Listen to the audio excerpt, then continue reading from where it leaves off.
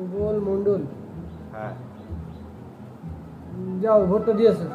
দেখে কেন আমার ঠাকুমা এসেছিল নাকি? ঠাকুমা কি নাম? পদ্মা রানী মণ্ডল। পদ্মা রানী মণ্ডল। দেখে কেন? পদ্মা রানী মণ্ডল। হ্যাঁ, এই তো পদ্মা রানী মণ্ডল। কতক্ষণ আগে এসেছিল? ঘন্টা দেড়েক হবে, ঘন্টা দেড়েকের মধ্যে এসে চলে গেছে ভোট দিয়ে। খুব দেরি করে ফেললাম গো, একটু আগে আসলে দেখা হতো গো। তোমাদের কি ঘরে ঘরে দেখা ফাঁকা হয় না নাকি? না, আমার ঠাকুমা তো 15 বছর আগে মারা গেছে, ওই জন্য ঘরে দেখা হয় না। হ্যাঁ? আমার মা বলেছিল জানো, যে একটু আগে যা তাড়াতাড়ি, তাহলে দেখতে পারবি তোর ঠাকুমাকে। কিন্তু কি করবো বলো, প্রত্যেক বছর দেরি হয়ে যায়।